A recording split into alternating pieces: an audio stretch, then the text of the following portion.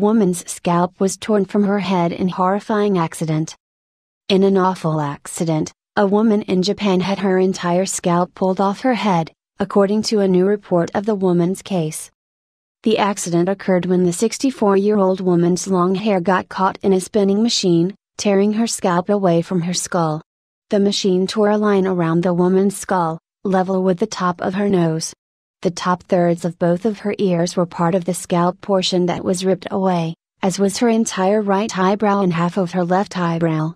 When the woman came to the hospital, she was clearly conscious, and her scalp was in a plastic bag surrounded with ice, said lead author Dr. Jun Karibe, a plastic surgeon at Yamanashi University Hospital in Japan, who treated the woman. At the hospital, the doctors removed the hair from the scalp and rinsed it with a saline, or salt water, solution, Karibe said. Then, the scalp was sterilized before the reattachment surgery began. 27 August case reports, 4 hours after the injury took place, plastic surgeons had successfully reattached her scalp to her head, according to the report, which was published yesterday, October 24 in the journal BMJ Case Reports. The type of injury, which doctors refer to as scalp avulsion, is extremely rare in Japan, according to the case report.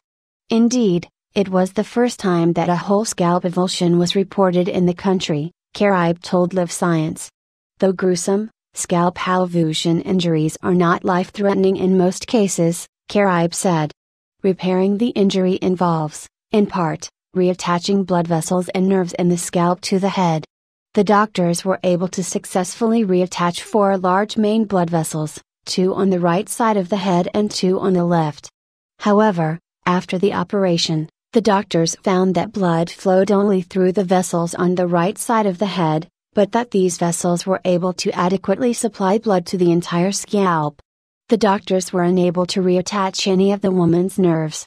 2 weeks after the operation, the woman developed a lesion, 3 by 4 centimeters, 1.2 by 1.6 inches, near her left eye where her skin tissue was dying. The skin in this area was removed, and the doctors performed a skin graft, transferring healthy skin to the area from a different part of her body.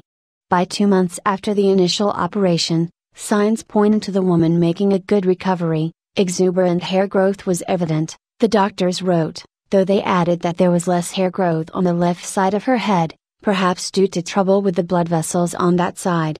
A year after the injury, the woman's hair had grown sufficiently. In addition, she was able to open and close both of her eyelids and move her right eyebrow. And though the doctors weren't able to attach the woman's nerves, she regained sensation in the front and on both sides of her head, and was able to contract her forehead muscle. These improvements suggest that the nerves recovered on their own, according to the report. We were surprised to see the result of the operation, Karibe said. My colleagues, including me, didn't expect this amazing recovery. The woman was also pleased.